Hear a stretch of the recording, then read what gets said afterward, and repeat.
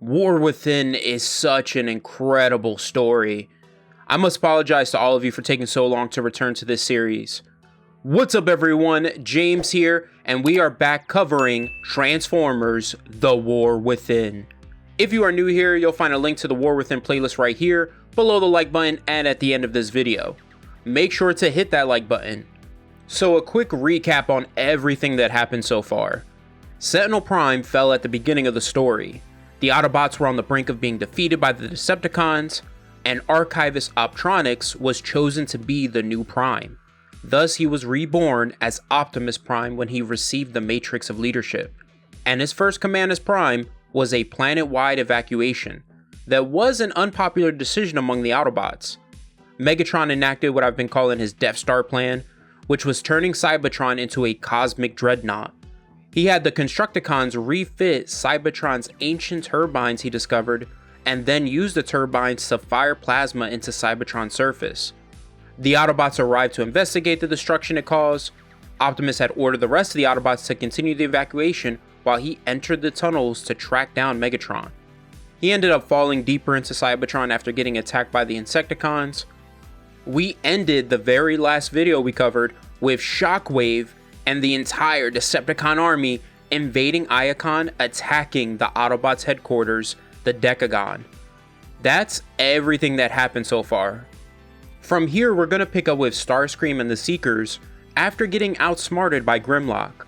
That was actually one of the cool things we covered in the last video too, was Grimlock's origin of being a former gladiator and Decepticon who became an Autobot.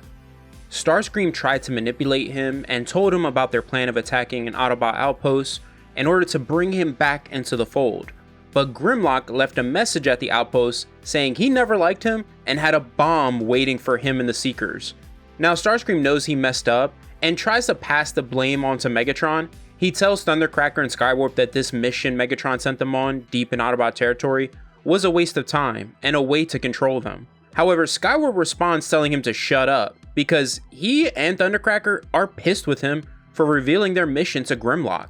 Skywarp points out to Starscream that if he hadn't warped them out, that bomb would have killed them. He and Thundercracker leave Starscream to return to Kokilar. That's actually the last time we'll see them.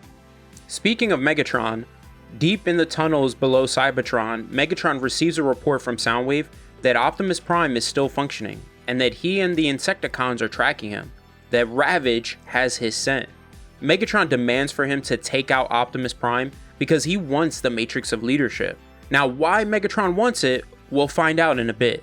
Going to Optimus, he's still wandering the tunnels, and he ends up meeting a translucent image of himself coming from this yellow pool. This is the Matrix speaking to him. It says, "You are not alone. You are part of something far greater. Here within Cybertron, we have a voice. Ask yourself, why did you come down here alone?" Optimus answers, "I did not want to send more Autobots to their death." The explosion, Megatron. The Matrix cuts him off and says, "You came because you need to grasp the meaning and importance of this world before you give it up. We are you, those who came before, seeking the same answers." Optimus kind of becomes frustrated and asks the voice if it really is an inner voice, are there any words of wisdom it can share? The voice answers, "Just two. Behind you." At that moment, Ravage comes leaping out of the shadows and attacks Optimus. The fight pretty much goes down how you would expect it. Optimus catches Ravage and goes to smash him, but Ravage escapes.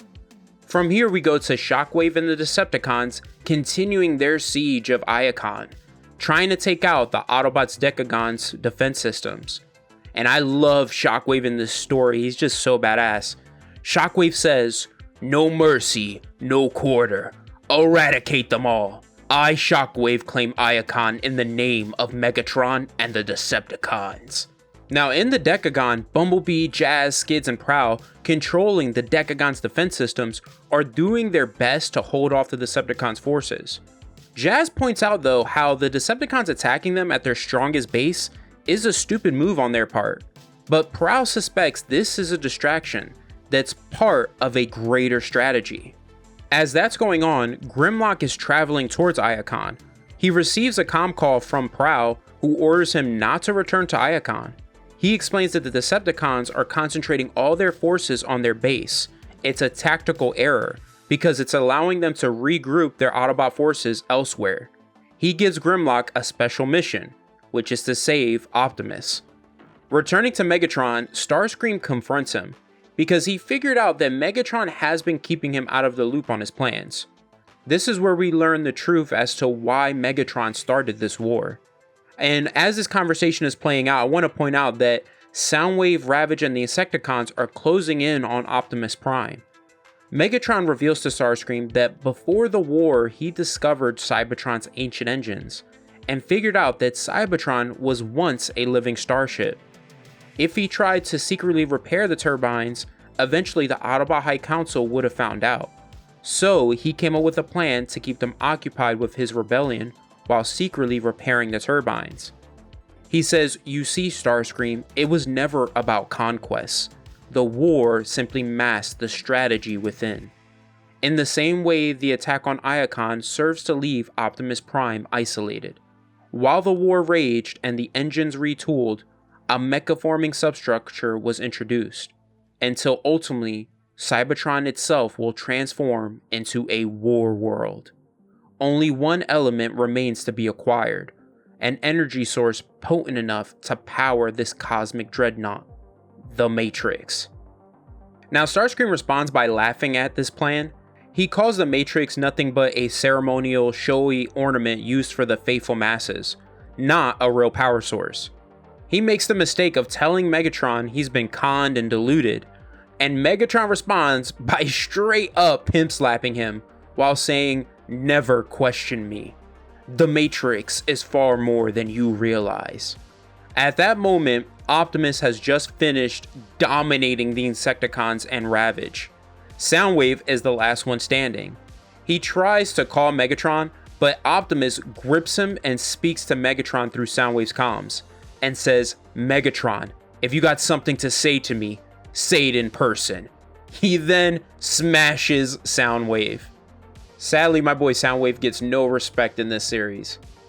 Now, eventually, Optimus and Megatron come face to face, meeting at this bridge.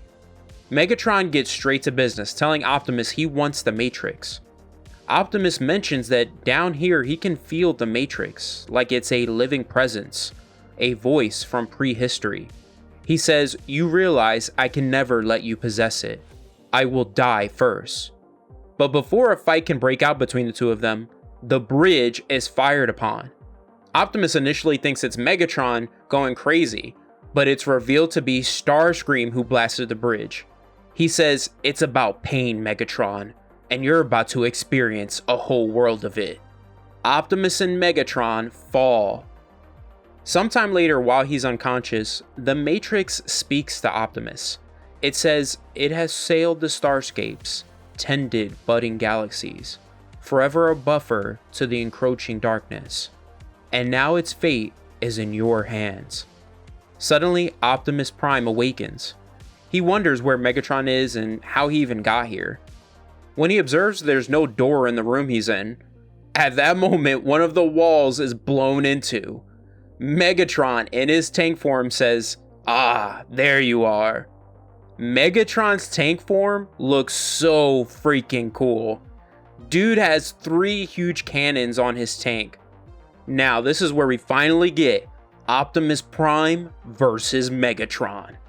Now, the fight between them goes down, and Megatron begins to beat the brakes off of Optimus, while telling Optimus to surrender the Matrix or he'll extract it. He just continues his relentless assault on Optimus. And this makes sense that he would be so dominant in their first encounter, because remember, he comes from a gladiator background, while Optimus was just an archivist before becoming Prime.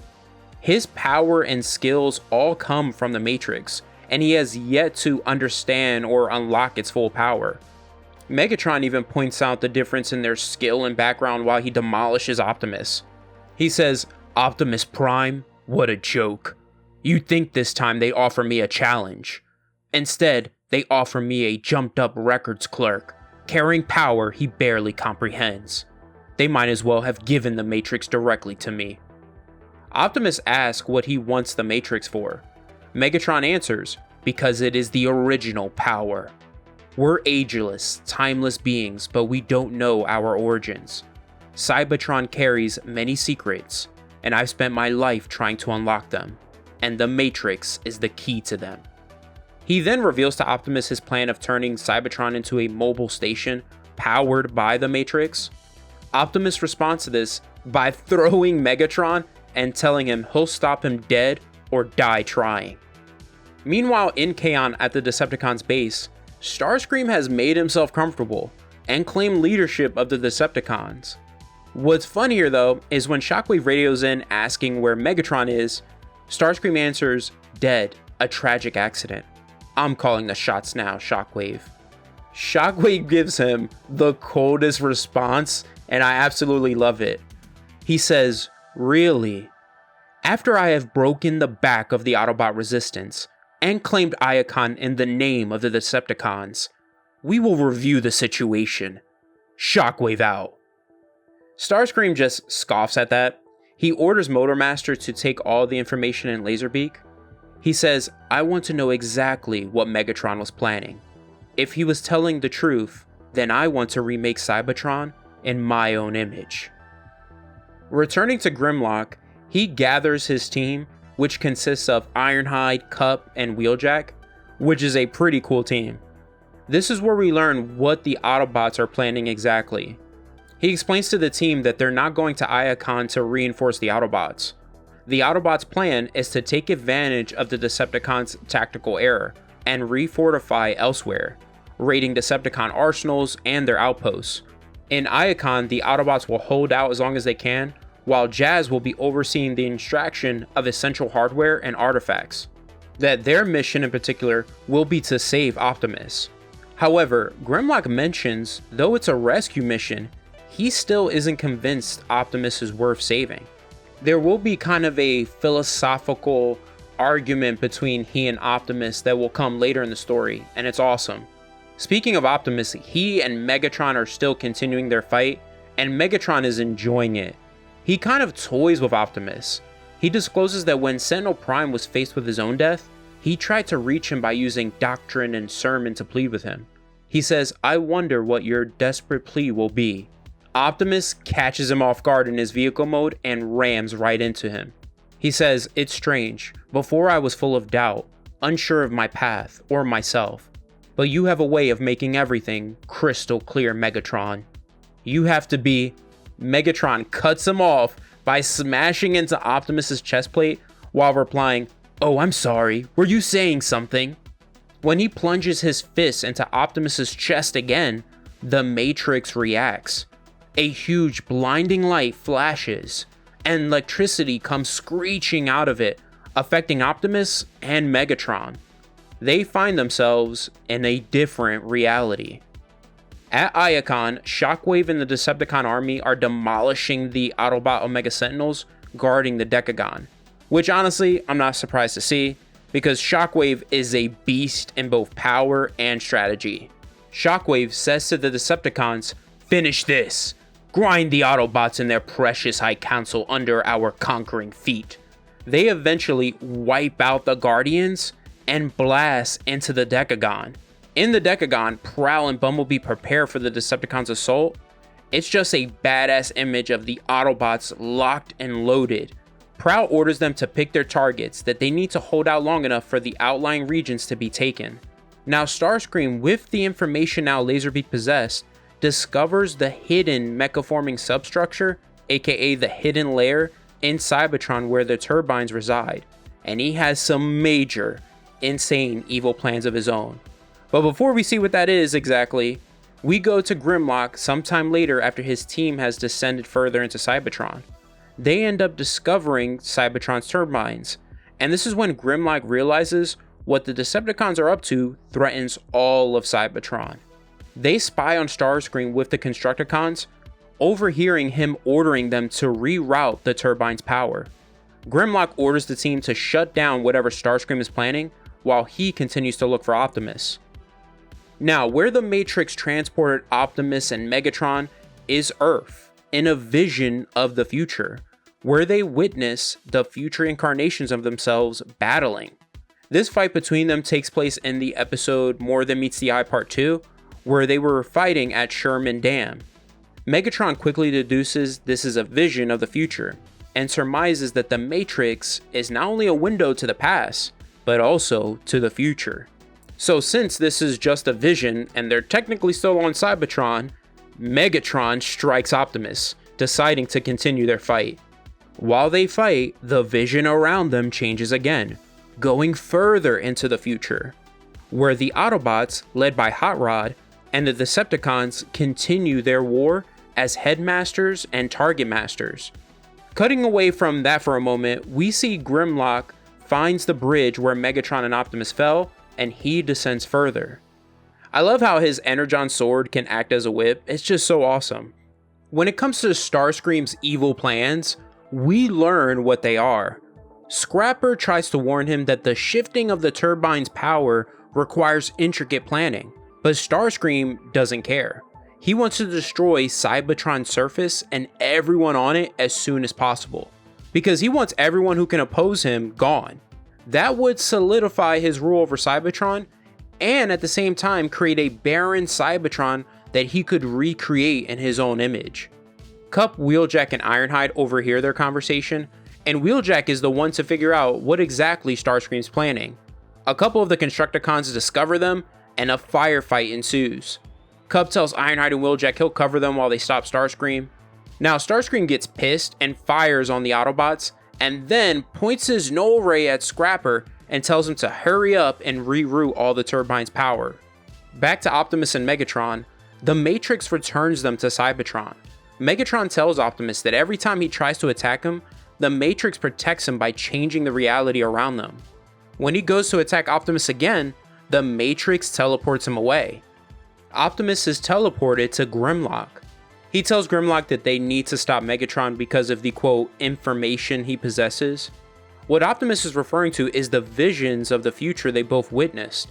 But he doesn't reveal that to Grimlock because he knows knowing the future could have unforeseen consequences. And a dangerous Transformer like Megatron possessing that knowledge is worse. Grimlock basically responds, how do you plan to do that? Through a discussion or by running away, abandoning Cybertron? When Optimus says, all I ever wanted is what's best for all Transformers, Grimlock's reply is so good.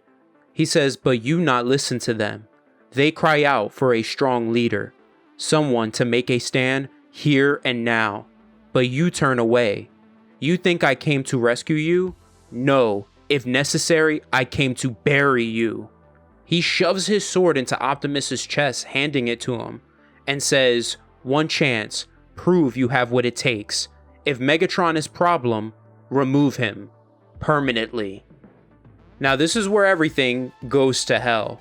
In Iacon, the Autobots do their best against the Decepticons, but Shockwave eventually defeats them and claims Iacon. But at that moment, Starscream activates Cybertron's engines. The superheated plasma comes bursting beneath the ground in Iacon. Cybertron's capital is being torn apart. Shockwave orders the Decepticons to withdraw and return to Coquular. Jazz recovers Prowl and tells them they need to go. From here, we're going to transition to a flashback for a moment to when Optronics became Optimus Prime. Gravitas had given him a golden disc that contained all the wisdom of the past primes, which will come into play by the end of this story. In the present day, Optimus, carrying Grimlock's Energon sword, hunts for Megatron. He calls out to Megatron saying, let's finish this. Megatron sneaks up and tries to ambush him, but Optimus dodges his attack and starts to take the fight to Megatron. He says, finally, it's clear. This is not just about Cybertron, the war, or even the Matrix. This is about safeguarding our future. We were not meant to know. All that you have seen of what is to come must be buried with you. When Megatron responds that he rigged this game and that he'll win, Optimus continues to beat him down and replies, you don't understand. I'm playing by your rules. No limits, no conscience, no quarter. I welcome this dark part, the ugly, twisted thing within. whatever it takes to get the job done. Megatron ends up being beaten unconscious, and we don't see if Optimus lands the killing blow or not. But something did happen that we'll learn by the end of this video. Now at Cybertron's turbines, Cup and Ironhide continue their firefight with the Decepticons, while Wheeljack tries to stop Starscream, struggling to reach him. Meanwhile, the psychotic Starscream is watching the monitors and is enjoying the destruction of Iacon and assumes the Autobots and Shockwave were all destroyed. Scrapper tries to tell him that the system is overloading, that Cybertron will soon be torn apart if they don't stop this. When he attempts to shut it down, Starscream stops him, saying, "You won't deny me. If I can't have it, no one will." So Starscream has completely lost it at this point. Motormaster tries to rally Mixmaster and Bone Crusher to finish Cup and Ironhide once and for all. Out of nowhere though, Grimlock rams into him while delivering a badass line. He says, "Forget to check mirror when pulling out. Have to revoke license." He then takes out Bone Crusher and Mixmaster. Suddenly, Optimus arrives. He orders Cup and Ironhide to draw all the Decepticons' firepower away from Wheeljack, while he orders Wheeljack to get to the base of the turbines. Now Grimlock asks him if he took care of Megatron, and Optimus only replies, "I did what had to be done."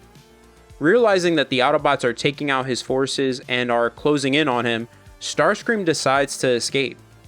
Once Jazz reaches the turbines, Optimus orders the Autobots to get clear and has Wheeljack destroy the turbines, which stops the system from overloading. Now Cybertron ends up being saved, but Iacon wasn't. The city is gone, just wiped off the face of the planet. When the Autobots see this, that's when they all agree with Optimus's plan of leaving the planet, since this will be the result if they stay and continue the fight with the Decepticons. However, Optimus announces that they're going to stay and continue the fight. He says, "It won't end if we abandon Cybertron, only escalate. I saw this world as isolated, but we are a part of something bigger. As a race, we have a responsibility that stretches through space and time, past and future, a duty etched in our most primal programming." Back underground, Soundwave awakens from his beatdown by Optimus and comes across Megatron, who is still alive.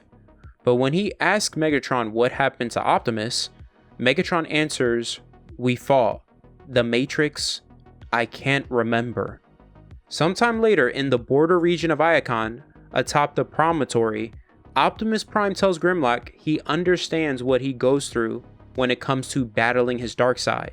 He says, "As I fought Megatron, I tapped into something dark and buried, a dark legacy of what we once were.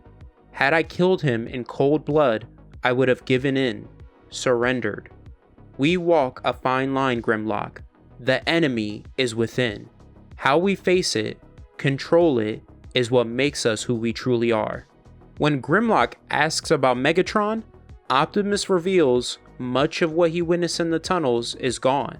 So we never know or never find out if Optimus intentionally wiped his and Megatron's memory, or if the Matrix acting on its own did it.